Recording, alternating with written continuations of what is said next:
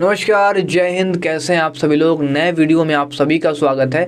और आज के इस वीडियो में हम बात करने वाले हैं रिफ्रैक्शन ऑफ लाइट यानी कि प्रकाश का अपवर्तन। इससे पहले हम लोगों ने बात किया था कि रिफ्लेक्शन ऑफ लाइट क्या होता है और इसके जितने भी आगे पॉइंट्स पढ़ने थे मैंने आपको एनसीईआरटी के थ्रू बता दिया था।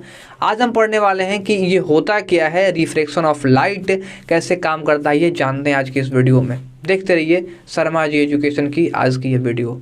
तो हम लोग आ गए हैं स्क्रीन पर और यहाँ हम बात करेंगे आपसे रिफ्रैक्शन ऑफ लाइट के बारे में। हिंदी में कहें तो प्रकाश का अपवर्तन। एनसीईआरटी किताब से हम लोग पढ़ेंगे, उसके द्वारा जो भी भाषा लिखी गई है उसको हम समझेंगे। चूंकि ये हिंदी भाषा में लिखा हुआ है, जो भी वर्ड लिखे गए हैं, जो भी यहाँ पर टॉपिक को कवर किया गया है रिफ्रैक्शन ऑफ लाइट में, हम देखेंगे। ज़्यादातर चीज़ों को एक्सपैंड नहीं करेंगे, बट हाँ जितनी भी चीज़ें एनसीईआरटी में बताई गई है वहाँ पे उन सारी चीज़ों के बारे में आपसे बात करूँगा। तो सबसे पहली चीज़ मैं आपको बताना चाहूँगा कि जो लोग इस चैनल पर पहली बार विजिट कर रहे हैं वो सब्सक्राइब ज़रूर से करके रखिएगा, ठीक है। आपको सुबह 10 बजे से 10 AM में आपको फिजिक्स की वीडियोस देखने को मिलेगी और शाम के 7 बजे से आपको बायोलॉजी की वीडियोस आपको देखने को मिलेगी। तो यहाँ पे मैंने आपको बता दिया कि इन टाइम में आपको बेसिकली आपको फिजिक्स के जितने फिजिक्स बोले तो साइंस के जितने भी टॉपिक्स आपको पढ़ने हैं, क्लास 10th में जितने चैप्टर्स पढ़ने हैं उसके बारे में मैं आपको बात करूँगा। तो आइए चलते हैं अपने स्क्रीन पर। आ ही गया स्क्रीन पर, आइए आगे बढ़ते हैं और हाँ बात करते हैं प्रकाश के अपवर्तन के बारे में। होता क्या है और किस तरीके से हमने क्या क्या इन चीज़ों में पढ़ना है। सबसे पहली चीज़ प्रकाश का अपवर्तन टॉपिक ही है यहाँ पर और लिखा हुआ भी है। देखिए, किसी पारदर्शी माध्यम में जब सरल प्रकाश जो होता है वो सरल रेखा में गमन करता हुआ प्रतीत होता है। पारदर्शी माध्यम जैसे कि शीशा हो गया, जैसे हम लोग कांच बोलते हैं, पानी हो गया, ठीक है। तो अगर सरल रेखा सीधी रेखा में प्रकाश गमन करती है, जिसके बारे में आपको पिछले वाले क्लासेस में बता रखा है। अगर आपने वो वीडियो नहीं देखा है तो प्लेलिस्ट का लिंक आपको नीचे डिस्क्रिप्शन बॉक्स में मिल जाएगा, जाकर के एक बार ज़रूर से देख लीजिएगा। चलिए, तो यहाँ पर जब प्रकाश एक पारदर्शी माध्यम से दूसरे में प्रवेश करता है, मतलब एक पारदर्शी से दूसरे पारदर्शी में जब प्रवेश करेगा तो क्या होता है। ये सबसे पहले एनसीईआरटी का एक कॉन्सेप्ट है कि ये सबसे पहले आपसे क्वेश्चन पूछता है कि आपको क्या पता है, फिर इसका जवाब देता है, बहुत ही सटीक शब्दों में जवाब देता है। तो बताइए क्या होता है जब भी कोई एक प्रकाश की सीधी किरण एक माध्यम से दूसरे माध्यम में प्रवेश करती है, तब क्या होता है। क्या यह अब भी सरल रेखा में चलता है या अपनी दिशा को बदल देता है। ये घटना को अवलोकन किया जाता है, आप भी कर सकते हैं, आगे हम इसके बारे में डिस्कस करेंगे। हम अपने दिन प्रतिदिन के कुछ अनुभवों को दोहराएंगे। जो भी हम दैनिक जीवन में क्रियाकलाप करते हैं, उन्हीं क्रियाकलापों में से कुछ ऐसी भी क्रियाकलाप है जो कि प्रकाश के अपवर्तन के सिद्धांत पर कार्यरत है, यानी काम करता है। देखिए, आपने देखा होगा कि पानी से भरे किसी टैंक अथवा ताल या पोखर की जो तली है वो उठी हुई प्रतीत होती है। ये आपको थोड़ा सा समझाने की कोशिश करेंगे। मान लिया कि ये एक बाल्टी है, बाल्टी कहें या फिर यूं कहें कि एक जग है, ठीक है। एक जग है और ये इसका मुंह है, यहाँ से जग का हैंडल बना देते हैं, ठीक है। तो यहाँ पे जो पानी भरा होगा ना, ये पानी, इसका जो तल है, तल बोले तो नीचे वाली पेंदी, ये जो पेंदी है ये हमें यहाँ दिखाई देगी, ठीक है। एक्चुअल में ये है यहाँ पर, लेकिन दिखेगी ये हमें यहाँ पर, ठीक है। इसके और भी कुछ एग्जाम्पल्स है, जैसे कि पानी में रखा हुआ सिक्का ये ऊपर की ओर दिखाई देता है, ठीक है। इस पे डाली गई जो छड़ी वो टेढ़ी दिखाई देती है। तो इस तरह के कुछ एग्जाम्पल्स हैं जो कि आपको आगे देखने को मिलेगा। यहाँ बताया जा रहा है आपसे कि क्या आपने देखा है पोखर की जो तली है या फिर टैंक का जो तली है वो उठा हुआ दिखता है। इसी प्रकार जब कोई मोटा कांच का स्लैब यानी सिल्ली बोले तो किसी मुद्रित सामग्री पर रखा जाता है। मुद्रित बोले तो कोई चीज पेंट किया हो या फिर उसमें लिखावट हो, माना कि एक पेपर है और इस पेपर पर बहुत सारे लेटर्स लिखे गए हैं, ठीक है ना। उसके ऊपर क्या किया जा रहा है कि कांच की सिल्ली यानी कांच का एक मोटा सा टुकड़ा इसके ऊपर रखा जा रहा है। तब क्या होता है, तो कांच के स्लैब के ऊपर से देखने पर अक्षर उठे हुए प्रतीत होते हैं। जब देखिएगा आपको समझ में आएगा ऐसा होता क्यों है। आइए जानते हैं इसके विषय में कि ऐसा बेसिकली होता क्यों है। देखिए, क्या आपने किसी कांच के बर्तन में रखे पानी या किसी पेंसिल को आंशिक रूप से डूबे देखा है? अब इसको थोड़ा समझते हैं कि अभी मैंने आपको बताया कि मान लीजिए कि ये एक टब है, गोल टब, इसमें पानी रखा हुआ है और हम इसमें एक पेंसिल को डालें जैसे तिरछा करके, तो क्या होता है, ये हमें मुड़ी हुई दिखती है, ठीक ना। तो क्या आपने इसे देखा है? करके देखिएगा, आपको दिखेगा। आप इनफैक्ट हाथ भी डालिएगा तो आपका हाथ भी मुड़ा हुआ दिखेगा, ठीक है ना। तो यह वायु तथा पानी के अंतर पृष्ठ पर यानी पानी के ऊपरी सतह पर टेढ़ी प्रतीत होती है। इसके मान लीजिए कि यहाँ तक पानी है, यहाँ तक पानी है, तो इस पानी के ऊपरी सतह पर क्या है? वायु है। यहाँ पर वायु है और यहाँ पे क्या है? पानी है। तो जहाँ पे ये सतह होगा ना, जहाँ दोनों आपस में मिल रहे होंगे, वहीं से आपको मुड़ी हुई दिखाई देती है, ठीक है। तो क्या आपने देखा कि पानी से भरे किसी कांच के बर्तन में रखे नींबू पार्श्व से देखने पर वास्तविक साइज से बड़े प्रतीत होते हैं? इन अनुभवों की व्याख्या आप किस प्रकार करें? जाहिर सी बात है, अभी आपको जितने भी चीजें बताई गई, ये सारी चीजें, ये सारी घटनाएं हमारे दैनिक जीवन में होती है, ठीक है। ये सारी चीजें जो है दैनिक जीवन में होती है। ऐसा क्या होता है कि ये घटनाएं हमें घटित होती हुई प्रतीत होती है? जिसमें पहला इसने बताया था कि मान लीजिए कोई तली है किसी टैंक का, या फिर क्या है, कोई तालाब वगैरह है, तो उस तालाब का तली उठा हुआ दिखता है। यहाँ पे बता दिया इसने कि नींबू को रख दिया तो नींबू अपने जो उसका आकृति है, आकार है, उससे बड़ा दिखता है। पेंसिल को अगर आंशिक रूप से डुबा है तो वो टेढ़ा दिखता है, ठीक है ना। तो ऐसा होता क्यों है? तो देखिए, आइए पानी में आंशिक रूप से डूबी हुई पेंसिल के मुड़े होने की घटना पर हम विचार करते हैं। देखिए, एक एक घटना जब लोग देखेंगे ना, तो हमें कंसेप्ट समझ में आ जाएगा। किसका कंसेप्ट? प्रकाश के अपवर्तन का कंसेप्ट, ठीक है। तो देखिए, पेंसिल के पानी में डूबे भाग से आपके पास जो पहुंचने वाला प्रकाश है, पेंसिल के पानी से बाहर के प्रकाश की तुलना में भिन्न दिशा से आता हुआ प्रतीत होता है। अब जैसे मैं आपको समझाता हूँ एक पिक्चर्स को ड्रॉ करके, कि मान लिया कि एक टब है और इस टब में पानी भरा हुआ है, ठीक है। और इसी में एक यहाँ पे एक लाइन ड्रॉ कर लेते हैं, ठीक है, एक मोटी सी लाइन ड्रॉ कर लेते हैं। चलिए जी, हमने एक यहाँ पे मान लिया कि ये एक पेंसिल है, ठीक है। ये मान लिया कि एक पेंसिल है, ये लाइन ड्रॉ करेंगे, दूसरा लाइन ड्रॉ करेंगे, सीधा वाला ड्रॉ करते हैं। माना कि एक पेंसिल है, यहाँ से यहाँ तक तो ठीक आई, लेकिन इसके बाद ये मुड़ जाती है, ठीक है ना। तो ऐसा होता इसलिए है क्योंकि ऊपर है वायु और नीचे है पानी। इसने यहाँ पे कहा है, आप देख सकते हैं क्या कहा है जी, कि पानी में जब आंशिक रूप से पेंसिल को डुबोया जाता है तो इस पे जो प्रकाश पड़ता है ना डूबे हुए भाग पर, वो प्रकाश कहीं और से आ जाता है, ठीक है। देखिए, पेंसिल के पानी में डूबे भाग से आपके पास पहुंचने वाला प्रकाश जो है वो पेंसिल के पानी से बाहर निकलने की तुलना में भिन्न दिशा से आता हुआ प्रतीत होता है। आता नहीं है, वैसा लगता है हमें कि आ रहा है। यानी कि जो प्रकाश हमें यहाँ देखने पर ये ऐसा दिखना चाहिए, ये जो लाइन है ऐसा दिखना चाहिए, ये ऐसा ना होकर के ये प्रकाश हमारी आंखों पर ऐसे पड़ जाता है। ये माला आंख है तो यहाँ पे ये ऐसे पहुँचता है, ठीक ना। एक्चुअल में है वैसा ही, बट ये पहुँचता है ऐसे। हम लोग आगे किरण डायग्राम में समझेंगे कि प्रकाश का अपवर्तन होता कैसे है, किस तरीके से यह कार्य को करता है। तो यहाँ से हम लोगों ने समझ लिया कि ये किस तरीके से जो है अपवर्तित होता दिखता है, टेढ़ा दिखता है। इसी कारण जो है वो पेंसिल मुड़ी हुई प्रतीत होती है, मतलब जो प्रकाश है वो अन्य दिशा से आता हुआ प्रतीत होता है, इसीलिए जो है यह मुड़ी हुई प्रतीत होती है।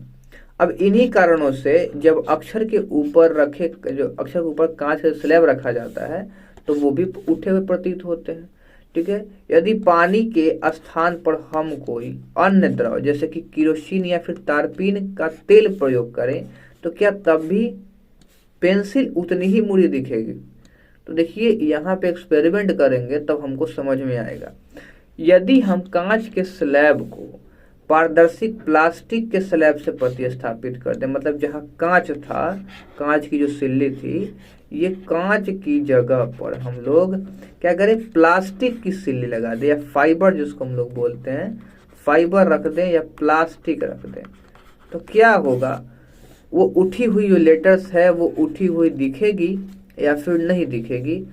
तो देखिए क्या तब भी अक्षर उसी ऊंचाई तक उठे प्रतीत होंगे, मतलब जितने कांच में उठे हुए प्रतीत हो रहे थे जिस ऊंचाई तक, क्या अभी भी उतने प्रतीत होंगे? इसके विषय में आइए जानते हैं। देखिए हम देखेंगे कि अलग अलग माध्यमों के युग्मों के इन प्रभाव का विस्तार अलग अलग है। ये प्रेक्षण सूचित करते हैं कि प्रकाश सभी माध्यमों में एक ही दिशा में गमन नहीं करता है, यानी कि किसी भी माध्यम में प्रकाश का जो गमन है वो अलग अलग दिशाओं में होता है, यानी उसके डिपेंड करता है कि उसमें इसका स्पीड कितना है, उसकी सघनता उसकी विरलता पर डिपेंड करती है। देखिए जब प्रकाश एक माध्यम से दूसरे माध्यम में तिरछा होकर जाता है तो दूसरे माध्यम में इसके संचरण की दिशा में परिवर्तित हो जाती है। इस परिघटना को विस्तार से हम कुछ क्रियाकलाप करके समझेंगे। आइए कुछ क्रियाकलाप देख लेते हैं और इस क्रियाकलाप को फटाफट से कंप्लीट करके आगे बढ़ेंगे। देखिए पहला यहाँ जो क्रियाकलाप है वो बहुत ही इंपॉर्टेंट क्रियाकलाप है। इसमें कह रहा है कि पानी से भरी एक बाल्टी की तली पर एक सिक्का रख देना। जैसे कि मैंने आपको स्टार्टिंग बताया कि सिक्का वाला जो होता है बड़ा मजेदार होता है, और ऐसा नहीं कि एग्जाम में नहीं पूछेगा। देखिए दोस्तों एग्जाम में इस तरह के क्रियाकलाप वाले तो क्वेश्चन नहीं पूछेंगे, बट कॉन्सेप्ट वाले क्वेश्चन पूछ सकते हैं। जैसे कि पानी में रखा सिक्का, ठीक है, रखा सिक्का उठा हुआ प्रतीत क्यों होता है, ठीक ना, प्रतीत क्यों होता है, ये क्वेश्चन पूछा जा सकता है आपके एग्जाम में। तो इसका कंसेप्ट भी यही है। तो देखिए आप उसी को एक्सपेरिमेंट के थ्रू समझ लेते हैं कि हमने बाल्टी को पानी से भर दिया और उसमें एक सिक्का रख दिया है, कहाँ पे, उसके तली में। अपनी आंख को पानी के ऊपर, ठीक है, किसी पार्श्व साइड में रखकर सिक्के को एक ही बार में उठाने का प्रयत्न कीजिए। पानी के ऊपर, पार्श्व बोले तो साइड में, ठीक ना। मान लीजिए कि यहाँ एक बाल्टी है, यहाँ पानी भरा हुआ है और यहाँ हमने सिक्का को रख दिया, ठीक है। अब क्या कर रहे हैं, इधर से देख रहे हैं सिक्का को, ठीक है, यहाँ से देख रहे हैं। तो ये जो सिक्का है ना उसको हम उठाने का प्रयास करें तो पता है सिक्का यहाँ दिखेगा, और जब वहाँ हम हाथ डालेंगे तो सिक्का वहाँ पे होगा ही नहीं, ठीक है। तो क्या होगा, एक बार में उठाने का प्रयत्न करें जी, बार बार नहीं करेंगे, एक बार डालेंगे। क्या आप सिक्का उठाने में सफल हो पाते हैं? जी बिल्कुल नहीं, हम नहीं हो पाते हैं। इस क्रियाकलाप को दोहराइए, आप इसे एक बार में करने में सफल क्यों नहीं हो पाए थे, इसका जो जानकारी है हम आगे जानेंगे, ठीक है। तो अपने मित्रों से इसे करने के लिए कह सकते हैं ताकि उनको भी इस चीज़ों की अनुभव हो। देखिए बहुत बड़ी चीज़ आपको बताना चाहूँगा कि अभी हमारे पास कुछ ऐसा सेटअप नहीं है कि इस चीज़ों को आपको प्रैक्टिकल में दिखाएं, लेकिन जैसे जैसे आप लोग सपोर्ट कीजिएगा हम आपको साइंस को इतना आसान भाषा में समझाने की कोशिश करेंगे लाइव प्रैक्टिकल के थ्रू, ताकि आपको ना डायरेक्ट दिमाग में घुस जाएगा। कोई भी इस तरह के थ्योरेटिकली वाली बातें हम नहीं करेंगे, ठीक है। बताएंगे सारी चीज़ों को, एक्सप्लेन तो सब जगह करेंगे, लेकिन एक्सप्लेन के अलावा आपको जितने भी बुक है ना, कोई भी पब्लिकेशन का बुक हो सकता है, चाहे वो NCERT का ही क्यों ना हो, इसके अलावा जितने भी बड़े बड़े पब्लिकेशन है जो कि क्लास 10वीं के साइंस का जो किताब है वो प्रिंट करते हैं या पब्लिश करते हैं। देखिए अलग अलग राइटर ने अलग अलग चीज़ों को, अलग अलग ऑब्जर्वेशन को अलग अलग तरीकों से लिख देते हैं, और कुछ नहीं होता है, कंसेप्ट वही है, प्रकाश का अपवर्तन, ठीक ना। तो प्रकाश का अपवर्तन कंसेप्ट वही है, सेम है, और इसको हम अलग अलग क्रियाकलापों में देखते हैं। हम NCERT को कवर इसलिए कर रहे हैं क्योंकि NCERT में आपको सारी चीज़ें देखने को मिल जाएंगी, जो भी कंसेप्ट हमको पढ़ना है, जो भी टॉपिक हमको पढ़ना है। देखिए दूसरा क्रियाकलाप है, इसको समझते हैं। इसमें कह रहा है कि किसी मेज पर एक बड़ा उथला जो है कटोरा रखकर उसकी तली में एक सिक्का रखिए, ठीक है। मेज पर एक बड़ा उथला कटोरा रखना है और उसके तली में एक सिक्का रखना है।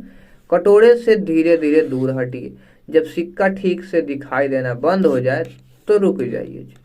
अपने मित्र से कहिए कि सिक्के को विक्षुब्ध किए बगैर कटोरे में पानी डालने को कहिए। अब जैसे देखिए, मान लिया कि ये कटोरा है, ठीक है, और यहाँ पानी नहीं भरा हुआ, खाली है अभी, ठीक है, और हमने यहाँ पे सिक्का रख दिया। एक ऐसा पॉइंट आएगा कि ये आंख जो है हमारे इस सिक्के को नहीं देख पाएगी, क्योंकि यहाँ पे ये कटोरा होगा तो नहीं देख पाएगी। अपने मित्र से कहना है कि भैया इसमें पानी डालो। क्या डालना है? पानी डालो। तो जैसे जैसे उसमें पानी डालेगा ना, तो होगा क्या कि ये सिक्का जो है हमें ऊपर उठा हुआ दिखेगा, और इसकी वजह से हम यहाँ पे इस चीज़ों को विजिबल देख पाएंगे। ठीक है, अपने मित्र से पानी डालने कहिए। अपनी स्थिति से सिक्के को देखते रहिए, क्या सिक्का उसी स्थिति से पुनः दिखाई देने लगता है? यह कैसे संभव पाता है? तो इस सबका जो जवाब है आपको आगे मिलेगा इसी चैप्टर में। चलिए जानते हैं। देखिए, कटोरे में पानी डालने पर सिक्का फिर से दिखलाई देने लगता है। प्रकाश के अपवर्तन के कारण सिक्का अपनी वास्तविक स्थिति से थोड़ा ऊपर उठा हुआ प्रतीत होता है। एक और यहाँ पर क्रियाकलाप है, इस क्रियाकलाप को भी आप कर सकते हैं। मैं आपको इसको आराम से कर सकते हैं, लेकिन आपके पास इसके लिए कांच की जो है सिल्ली होनी चाहिए, स्लैब होना चाहिए, तभी आप कर पाएंगे। आइए अब समझते हैं कांच के आयताकार स्लैब से अपवर्तन होता क्या है।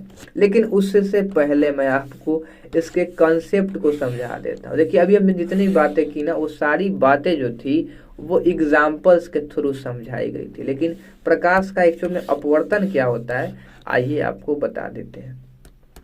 सबसे पहली चीज आपको बताना चाहूंगा, ध्यान से सुनिएगा इस चीजों को। देखिए, मान लिया कि हमारे पास एक ऐसी चीज है, यहाँ पे एक अलग माध्यम है। मान लिया कि एक माध्यम हो गया हमारा एक, ठीक है, ये माध्यम एक हो, और ये हो गया माध्यम दो। ये जो आप लाइन देख रहे हैं, इन दो माध्यमों के बीच की लाइन है, जहां पर दोनों माध्यम आपस में मिल रहे हैं। ठीक है, अब इस स्थिति में मान लिया कि ये माध्यम जो है वो पानी है, और ये माध्यम जो है वो हवा है।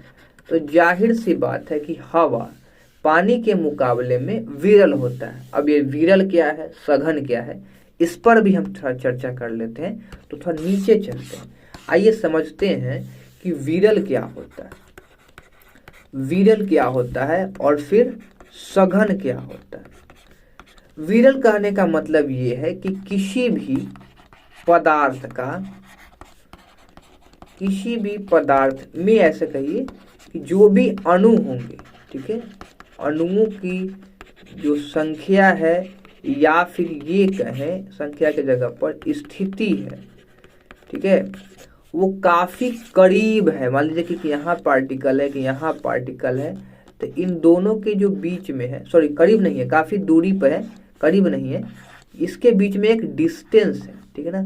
और ऐसे बहुत सारे यहाँ पर मॉलिक्यूल होंगे, तो सबके बीच में जो है एक डिस्टेंस होगा, ठीक ना। अगर यह डिस्टेंस कम हो जाए, ठीक है, किसी दूसरे पदार्थ के अणुओं के बीच की दूरी के डिस्टेंस कम हो जाए, तब ये जो पदार्थ कहलाएगा कि ये एक विरल माध्यम है। अगर दूसरा कंपेयर करेंगे तब, यहाँ कंपेयर करने पर ही सरल और विरल समझ में आता है। ऐसे एक ही पदार्थ होगा तो विरल सघन नहीं कह सकते। जैसे आपको बताते हैं, हवा जो है एक विरल माध्यम है, किसके कंपेयर में? पानी के कंपेयर में, या फिर तेल के कंपेयर में, ठीक ना। तो हवा का जो पार्टिकल्स होते हैं ना, ये जो पार्टिकल्स होते हैं, ये पार्टिकल्स काफी दूर दूर पे होते हैं, ठीक है, जिसके बीच में एक रिक्त स्थान बन जाता है, जिसे हम लोग आणविक रिक्त स्थान भी कहते हैं। पानी में क्या होता है कि ये जो जगह होता है दो अणुओं के बीच की, ये कम होती है, ठीक है, काफी कम होने की वजह से ये सघन कहलाते हैं, यानी कि घने हुए हैं, ठीक है, जिसकी डेंसिटी ज्यादा है। वैसा ही तेल के साथ भी होता है, तेल का भी जो डेंसिटी है वो हवा के मुकाबले ज्यादा है, घनत्व तो ज्यादा है, ठीक है ना। तो यही कहलाती है सरल और सघन और विरल। अब समझते हैं कि आखिर ये क्या है। तो देखिए, यहाँ पे हमने बता दिया आपको कि हवा को मान लिया हमने कि माध्यम है, ये माध्यम हमारा है विरल माध्यम, ठीक है, वहीं जो माध्यम पानी है ये हमारा माध्यम है सघन माध्यम। ठीक है, अब कोई भी प्रकाश यहाँ से गुजरेगी, ठीक है, तो यहाँ पे दो कंडीशन होगा, प्रकाश आए और जाए। तो पहली चीज देखते हैं कि प्रकाश आ रहा है, ठीक है। अब एक एरो का हम लोग यहाँ चलिए डॉट लाइन का यूज कर लेते हैं, डॉट नहीं कर, सिंगल लाइन का यूज। मान लिया कि ये जो प्रकाश है वो तिरछी आ रही है और एक पॉइंट पर मिली, जैसे ये मिलती है ना ये नीचे की ओर मुड़ जाती है, ठीक है। ये सीधी जाना चाहिए थी इसको, बट ये कहाँ चलेगी, ऐसे। इसको जाना कैसा चाहिए था, इसको जाना चाहिए था ऐसे, देखिए इसको जाना चाहिए था ऐसे, ठीक है ना। लेकिन चली कैसे गई, चली गई ये ऐसे, इधर से आई यहाँ से और चली गई यहाँ। जाना इसको ऐसे था लेकिन चली गई ऐसे। अब एक लंब डाल देते हैं, लंब डाले तो कुछ इस तरीके से हम इस दोनों के बीच में एक लंब डाल देते हैं, ठीक है। ये थोड़ा सा गड़बड़ हो गया, यहाँ से डालते हैं, हाँ यहाँ हमने एक लंब डाल दिया जी। ये हमारा कहलाएगा अभिलंब, ठीक है, नॉर्मल बोलेंगे इसको हम लोग।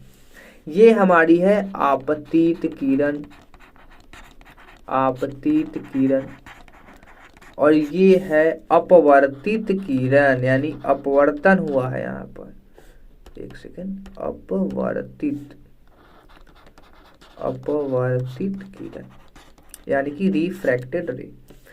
अब देखिए यहाँ पे जो एंगल है और यहाँ पे जो एंगल है, इसे मान लिया आई, इसे मान लिया आर। यहाँ में अब जब भी कोई प्रकाश की किरण विरल से सघन माध्यम में जाती है तो वो अभिलंब से नजदीक आती है, ठीक है, या फिर ये कहें कि अभिलंब की ओर झुकने लगती है। लेकिन यही कंडीशन अगर उल्टा हो जाए, ये जो रे है ये इधर से आने की बजाय इधर से जाए, तब ये अभिलंब से दूर जाएगी, ठीक है।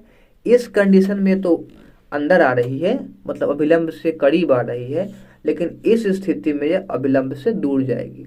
यानी कि जब प्रकाश सघन माध्यम से, जब प्रकाश क्या होता है, सघन माध्यम से किस में जाती है, विरल में जाती है, तो एक अलग घटना होती है।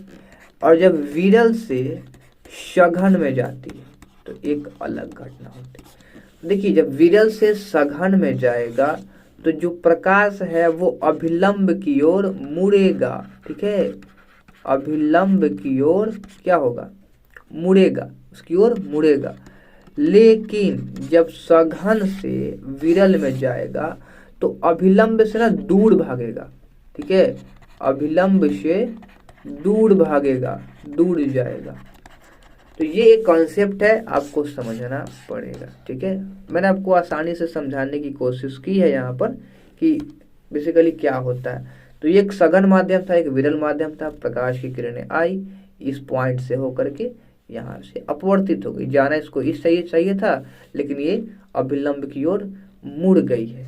अब ये जो मुड़ने की जो घटना है ना, इसी को हम लोग बोलते हैं प्रकाश का अपवर्तन। अगर हम इसे डेफिनेशन से समझे तो ऐसा कह सकते हैं कि जब कोई प्रकाश की किरण विरल माध्यम से सघन माध्यम में प्रवेश करती है तो वह अभिलंब की ओर मुड़ जाती है। प्रकाश के मुड़ने की इस घटना को हम क्या कहते हैं, प्रकाश के मुड़ने की इस घटना को हम लोग प्रकाश का अपवर्तन कहते हैं। दैट्स इट, खत्म हो जाता है यहाँ प्रकाश का अपवर्तन। आइए अब बात कर लेते हैं हम लोग कि कांच की जो सिल्ली थी, स्लैब था, उससे अपवर्तन कैसे होता है। अब देखिए इसको समझना काफ़ी इम्पोर्टेंट है क्योंकि हम लोग पानी से तो देख लेंगे, ठीक है, लेकिन देखने पर वहाँ पे हमें अच्छे से समझ में नहीं आएगा। लेकिन कांच की सिल्ली पे ना बहुत ही मज़ेदार तरीके से देख सकते हैं, क्योंकि कांच जो होता है वो क्या होता है, हवा से घनत्व में ज़्यादा है, यानी वो एक तरह से सघन माध्यम है। आइए समझते हैं। कांच के स्लैब से प्रकाश के अपवर्तन की घटना को समझने के लिए एक क्रियाकलाप करेंगे जी, और क्रियाकलाप हमारा है 10.10। समझते हैं इस क्रियाकलाप में आखिर करेंगे क्या। देखिए इस क्रियाकलाप को करने में ये अगर आप अपने बोर्ड वगैरह पे करिएगा, जो ड्राइंग बोर्ड वगैरह होता है वहाँ पे आप कर सकते हो। आपको जो है थोड़ा सा रूम वगैरह को अंधेरा करना पड़ा। आइए देखते हैं क्या है। एक ड्राइंग बोर्ड पर सफ़ेद कागज की एक शीट ड्राइंग पिनों की सहायता से लगा लेना है। दूसरा करना क्या है कि शीट के ऊपर बीच में कांच की आयताकार स्लैब को रख देना है। अब क्या करना है कि पेंसिल से स्लैब की रूपरेखा खींचिए। पेंसिल से क्या करना है, स्लैब की रूपरेखा खींचना है। अब इस रूपरेखा का नाम ABCD रख सकते हैं जी, ठीक है। 4 एक समान अल्पीन लीजिए, अलग अलग अल्पीन ले सकते हैं। 2 पिनों का मान EF। अब देखिए पूरा जो अगर मैं आपको पढ़ूँ ना तो काफ़ी समय लग जाएगा। मैं आपको शॉर्ट में समझाने की कोशिश करता हूँ कि बेसिकली ये कहना क्या जाता है और किस तरीके से एक्सपेरिमेंट को आप कर सकते हैं। तो जैसा कि उसने कहा है कि हमें एक ड्राइंग शीट की ज़रूरत होगी वाइट कलर का, उस पर हम लोग चार्ट पेपर वगैरह बिछाएंगे। तो मान लिया हमारे पास एक ड्राइंग शीट है जो कि वाइट पेपर पे है। अब क्या करना है, कांच की सिल्ली लेनी है। कांच की सिल्ली के लिए हम लोग यूज़ करेंगे कुछ इस तरीके का ड्राइंग, ठीक है। और यहाँ हम इसको मोटा कर देते हैं ताकि समझ में आएगा। इसको हम लोग ब्लैक कर देते हैं। तो हमारे पास एक कांच की सिल्ली है। मैं इसको नीचे रखूँगा ताकि आपको अच्छे से समझ में आए, ठीक है। यहाँ पे ये एक कांच की सिल्ली होगी, थोड़ी सी मोटी बनाते हैं और ताकि अच्छे से समझ में आएगा। देखिए हमारे पास एक कांच की सिल्ली आ गई है। अब इसने कहा कि लाइन वगैरह खींचे, लाइन में खींचने की कोई जरूरत नहीं। यहाँ से हम लोग इस एक्सपेरिमेंट को कर सकते हैं कि एक लेज़र लाइट का यूज़ करेंगे, ठीक है। यहाँ से लोग लेज़र का यूज़ करेंगे और इस लेज़र लाइट में हम लोग क्या करेंगे ना कि एक रेखा को आपतित कराएंगे, ठीक है। इस पॉइंट से इस पॉइंट तक कलर चेंज कर लेते हैं एक बार ताकि आसानी से समझ में आए, ठीक है। तो हम लोग क्या करेंगे, लेज़र लाइट ऑन हुआ और क्या हो गया जी, यहाँ से यहाँ एक रे को हमने पास कराया, ये कांच की सिल्ली पे आ गई। अब हमें क्या है कि जैसे ही अपने कमरे में अंधेरा करेंगे तो हमें दिखेगा, ठीक है ना। तो ये मुड़ती हुई दिखेगी कुछ इस तरीके से, ठीक है। और ऐसा नहीं है, मुड़ने के बाद ये जो लाइन है वो यहाँ से ऐसी निकलती हुई भी दिखेगी, ठीक है ना। तो देखिए यहाँ से हमने किरण आपतित कराया, ये अपवर्तन से ऐसी हुई और फिर बाहर निकल गई ऐसे। यही है हमारा कांच की सिल्ली से अपवर्तन। अब देखिए इसमें क्या क्या हुआ है, एक बार समझते हैं कि क्या क्या इसमें हुआ है। सबसे पहले देखिए कि यहाँ पे एक अपवर्तन हुआ है। यहाँ अगर हम अभिलंब डालें, जैसा कि आप देख सकते हैं, यहाँ पे अभिलंब डालें और यहाँ पे अभिलंब डालें तो 2 परिस्थितियाँ यहाँ पे सामने आती है। देखिए पहली स्थिति में क्या है, ये है हमारा आपतित कोण, आपतित किरण, सॉरी कोण नहीं, आपतित किरण। और ये है हमारा अपवर्तित किरण, ठीक है। ये है अपवर्तित किरण। फिर यही जो है बाहर निकल गई है। इस स्थिति में आप देख सकते हैं कि एंगल I है वो ज्यादा है एंगल R से, यानी ये जो है एक विरल माध्यम था, ठीक है। तो विरल माध्यम से जब कोई सघन माध्यम में प्रवेश करता है तो क्या होता है, प्रकाश की जो किरणें वो अभिलंब की ओर मुड़ने लगती है। लेकिन जैसे ही यही किरण इस सघन माध्यम से इस फिर वापस से विरल माध्यम में आती है, विरल माध्यम जब आती है तो ये क्या होती है, अभिलंब से दूर भागने लगती है। तो यही है प्रकाश का यहाँ पर अपवर्तन कांच की सिल्ली से। और इसने पूरा यहाँ पे अगर हम नंबर वगैरह डाल दें कि मान लिया कि एक यहाँ पे नंबर हमने डाल दिया, ये 1 पॉइंट है, ये B है, या फिर C है, फिर ये D है, ठीक है। तो A भी एक आपतित किरण है जो अपवर्तन के बाद BC बनाती है, फिर C से D की ओर फिर वापस से अपवर्तित हो जाती है। तो ये जो है विरल से सघन में जाती है, फिर सघन से विरल में चली जाती है। और यहाँ आप देख सकते हैं कि एक लाइन और ड्रॉ होता है। अब ये जो लाइन है ना वो काफ़ी कमाल की बात है, आपको बताता हूँ कि क्या है। यहाँ आप देख सकते हैं कि ये जो लाइन है ना ये सीधी निकलती हुई प्रतीत होती है, ठीक है ना, इस तरीके से। और इसके जो बीच का जो गैप है, ठीक है ना, इसके जो बीच का जो गैप है इसे हम लोग कहते हैं कि ये है पार्श्विक विस्थापन। इसे हम समझेंगे कि क्या होता है पार्श्विक विस्थापन आगे डिटेल में। ये इसको ऐसे जानी चाहिए थी बट ये जाती है कुछ इस तरीके से, ठीक है। चलिए अब आगे बढ़ते हैं, यहाँ पे समझ लेते हैं कि और कुछ क्रियाकलाप में यहाँ तो बताया नहीं गया है, ठीक है ना। चलिए तो यहाँ आप देख सकते हैं कि उसी चीज़ों को यहाँ पिक्चर में बताया गया है कि क्या होता क्या है, ठीक है ना। इस क्रियाकलाप में आप नोट करेंगे कि प्रकाश की जो किरण है अपने बिंदु O तथा O डैश से परिवर्तित की है। नोट कीजिए कि दोनों बिंदु O तथा O डैश दोनों पारदर्शी माध्यमों को पृथक करने वाले पृष्ठों पर स्थित है। यहाँ पे O है, यहाँ पे O डैश है, ठीक है। ये देख सकते हैं आप कि यहाँ से प्रकाश की किरणें आई, ये अभिलंब रहा, मुड़ने के बाद ये यहाँ पे आई, इसको जाना चाहिए था इस P वाले पॉइंट पर, लेकिन आ गई कहाँ, O डैश वाले पॉइंट पर। यहाँ से भी जैसे निकली H पॉइंट पर, आप देख सकते हैं दोनों के बीच में एक डिस्टेंस है, यही डिस्टेंस कहलाती है हमारी पार्श्विक विस्थापन। यहाँ पे वायु है, यहाँ पे कांच है, ये एक विरल माध्यम है और ये एक सघन माध्यम है। तो दोनों माध्यमों का यहाँ पर आप देख सकते हैं कि एक पॉइंट है AB जो कि दोनों माध्यमों को अलग कर रहा है। तो यही बातें यहाँ पर लिखी गई हैं। अब समझ लेते हैं कि आपतन कोण क्या होता है और परावर्तन कोण अपवर्तन कोण क्या होता है। तो जैसा कि मैंने आपको पिक्चर में दिखा दिया था, आइए एक बार पिक्चर को फिर से दोबारा ले सकते हैं कि यहाँ पे आप देख सकते हैं कि ये आपतित किरण है और अभिलंब के जो बीच की कोण बनेगी वो कहलाएगी हमारी आपतित किरण, और ये जो अभिलंब से और अपवर्तित किरण के अपवर्तित जो किरण है उसके जो बीच का एंगल बनेगा वो कहलाएगी हमारी अपवर्तन, यानी कि angle I is equal to आपतित किरण और angle R is equal to अपवर्तित किरण, ठीक है। तो इस तरीके से यहाँ पर बताया गया है। जैसा कि मैंने आपको यहाँ पे बताया कि वही चीज़ें हैं, यहाँ पे सिर्फ कांच की सिल्ली में दर्शाया गया और कुछ नहीं है। तो यहाँ भी उन्हीं चीज़ों के बारे में बताया गया है कि किस तरीके से कांच की सिल्ली से अपवर्तित हो रहा है। अब देखिए एक आपको चीज़ बता देते हैं कि क्वेश्चन पूछता है इससे, मतलब एग्जाम में आपको क्वेश्चन पूछ देगा कि कांच की सिल्ली से आपको क्या करना है, किरण डायग्राम बनाना है जिसमें यह दिखाना है कि क्या है, किस तरीके से जो है जो किरणें हैं वो आपतित हो रही है और अपवर्तित हो रही है। तो इसके लिए आपको ये सारे चीज़ों को लिखना पड़ेगा पॉइंट टू पॉइंट की। मान लिया कि E एक पॉइंट से कोई O पॉइंट पर एक आपतित किरण आती है, फिर अपवर्तन के बाद यहाँ O पर से वापस H पर निकल जाती है, ठीक है। Mn मान लिया कि अभिलंब है, यहाँ M डैश मान लिया कि दूसरा अभिलंब है, और यहाँ से सारी चीज़ों को हम अपने लिख सकते हैं, कोई बड़ी बात नहीं है। तो हमने अभी सीख लिया कांच की सिल्ली पर अपवर्तन।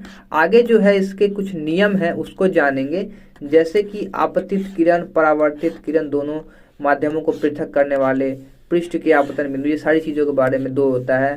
इसके कुछ स्थिरांक है जिस प्रकार से परावर्तन में हम लोगों ने पढ़ा था जी कि 2 नियम होते हैं परावर्तन के, पहला और दूसरा। उसी तरीके से अपवर्तन के भी 2 नियम होते हैं, पहला और दूसरा। दोनों के बारे में हम आगे नेक्स्ट वीडियो में बात करेंगे। आज इस वीडियो में बस इतना ही रखते हैं, चलिए। तो दोस्तों उम्मीद करेंगे कि आज की वीडियो आपको अच्छी लगी होगी। ऐसे और भी लेक्चर्स वीडियोस के लिए सब्सक्राइब कीजिए शर्मा जी एजुकेशन वीडियोस को। जितने भी प्लेलिस्ट में आपको वीडियोस देखने को मिल जाएगा उसका लिंक आपको नीचे डिस्क्रिप्शन बॉक्स में मिलेगा, वहां से आप देख सकते हैं। ज्वाइन कीजिए शर्मा जी एजुकेशन का टेलीग्राम जो है चैनल, वहाँ पर भी आप जाकर ज्वाइन कर सकते हैं। वहाँ भी आपको वीडियो का नोटिफिकेशन साथ साथ PDF देखने को मिल जाएगा। मैं मिलता हूँ आपसे अगले वीडियो में। नमस्कार, जय हिंद।